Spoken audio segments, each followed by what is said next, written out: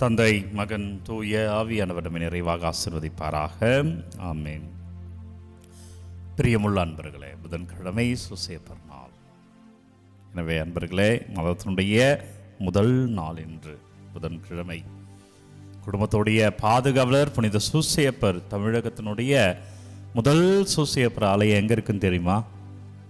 பதில் சொல்லுங்க பார்ப்போம். தமிழகத்தினுடைய முதல் சூசேப்பர் ஆலயம் எங்கு இருக்கிறது தெரியுமா? முதல்ல சூசேப்பர் என்ற ஆலயம் அது எண்ணூரில் இருக்கிறது. அந்த ஆலயத்தினுடைய பங்கு தந்தை தான் நான். எண்ணூரிலே புனித சூசேப்பர் ஆலயம் தான் தமிழகத்தில் முதல் சூசேப்பர் ஆலயம். எனவே பிரியமுள்ள அன்பு இறை உறவுகளை, வாங்க இந்த ஆலயத்தில் கை சூசேப்பர் என்ற சூசேப்பர், கைக்குள்ள ஒரு சூசேப்பர், அது ரொம்ப அழகாக இருக்கும். அங்கே வந்து அமர்ந்து ஜெபிக்கலாம், சூசேப்பரை பரிந்துரை ஜெபம் வைத்து விட்டு சொல்லலாம்.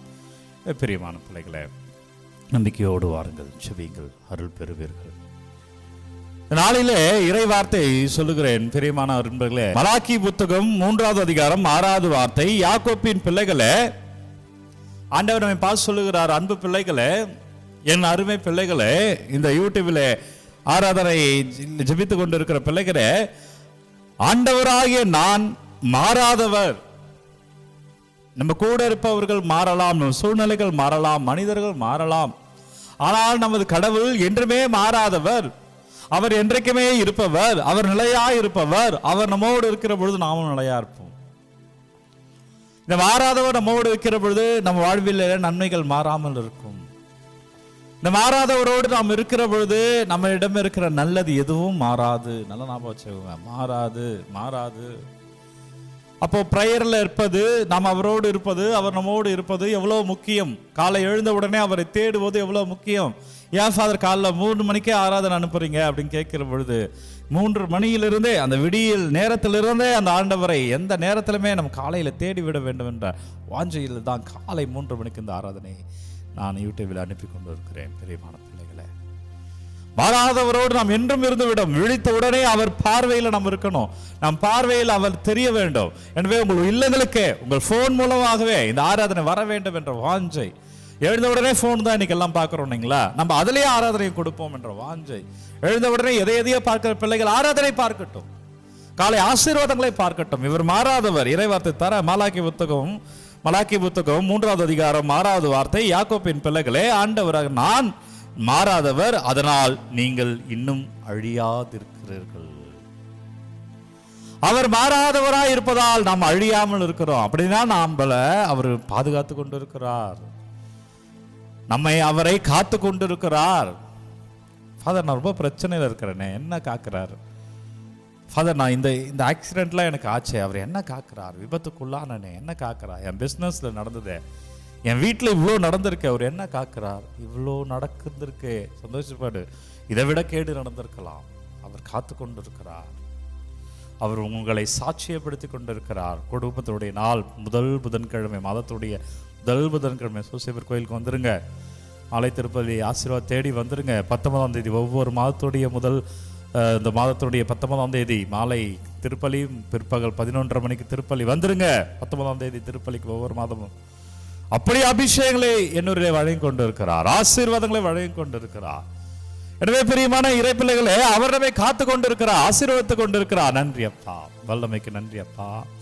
ஆண்டவரை துதிக்கிறோம் அப்பா, உம்மை ஆராதிக்கிறோம். இந்த புதன்கிழமை, இந்த புதிய மாதத்திற்கு உம்மை ஆராதனை செய்கிறோம். இந்த மாதம் முழுதும் அர்ப்பணிக்கிறோம் அப்பா. அப்பா, எங்களை ஆசீர்வதிங்க. நன்றி தகப்பனே, நன்றி ஆண்டவரே, நன்றி இறைவா. எனவே பிரியமுள்ள அன்பு இறை உறவுகளே, இந்த உலகத்தில் 2 சக்திகள் உண்டுங்க. ஒன்று இந்த கெட்ட சக்தி, அசுத்தங்கள், தேவையற்றவைகள் இருக்கும். உலகத்தில் இருந்து கொண்டே இருக்கும். கெட்டது தான், ஆனால் அது தூயதுன்னு சொல்லிக்கிட்டே இருக்கும். கெட்டது இருந்து கொண்டே இருக்கும் இந்த உலகத்தில், நன்மையும் இருந்து கொண்டே இருக்கும் இந்த உலகத்தில். நீ தான் டிசைட் பண்ண இதே இருக்கும். இன்றைக்கு நற்செய்தி பாருங்க.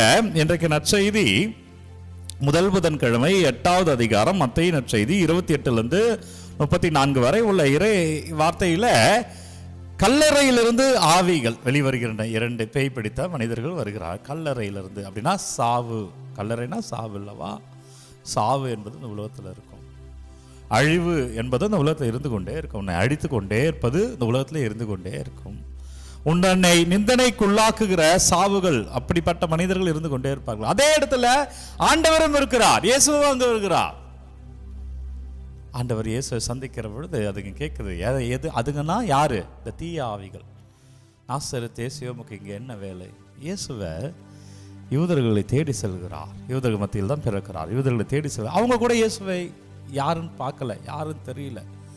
ஆனா தீய ஆவிக்கு தெரிந்திருக்கிறது. பாருங்க அப்ப எவ்வளவு தந்திரமானது தீய ஆவின்னு கடவுளே அறிந்து வைத்திருக்கிறது. அப்படின்னா உன்னோட வீக்னஸ் எல்லாம் தெரிஞ்சிடும். உன்னை எளிதா உன்னை இழுத்து விடும், எளிதா நீ அதிலே நீ அகப்பட்டு கொள்வாய். அப்படி நம்ம காத்து கொள்ளணும், நம்ம அவர் பார்வையில் இருக்கணும், அவர் கிருபையில நம்ம இருக்கணும். அவ்வளவு முக்கியமானது. இயேசு அங்க இருக்கிறார், தீய ஆவியை ஓட்டுகிறார், அவர் பன்றிகள் மீது ஓட்டுகிறார். பன்றிகள் மலையிலிருந்து கீழே விழுந்து மடிந்து போகின்றன. தீய ஆவி போயிடுச்சு, ஒரு நல்லவங்களா மாறிட்டாங்க. அப்ப தீய ஆவியே இல்லையா?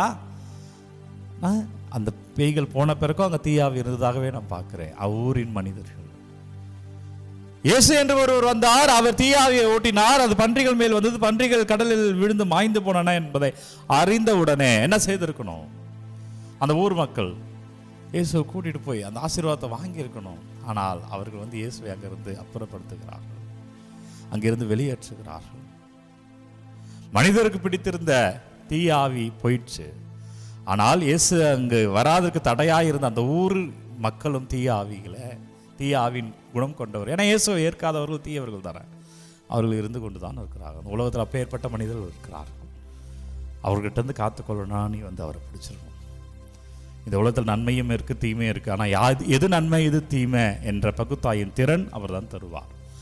தீய மனிதர்களிடம் உங்களை காத்துக்கொள்ள வேண்டுமா? விலங்குலேருந்து கூட காத்துக்கொள்ளலாங்க.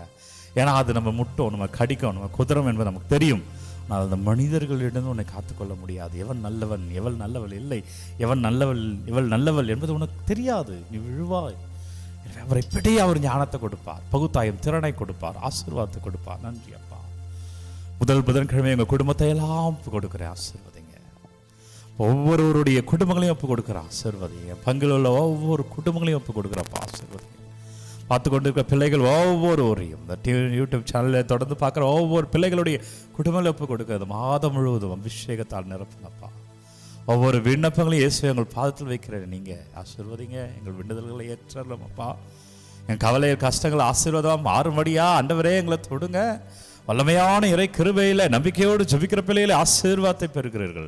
ஆண்டவர் இயேசு சாமியின் திருப்பெயரை நம்பிக்கையோடு ஜெபிக்கிற பிள்ளைகளை நீங்கள் கமெண்டில் அனுப்பி விண்ணப்பங்களெல்லாம் நம்பிக்கையோடு ஜெபிக்கிற பிள்ளைகளை வல்லவே நீங்கள் பெறுகிறீர்கள், ஆசீர்வாதத்தை பெறுவீர்கள்.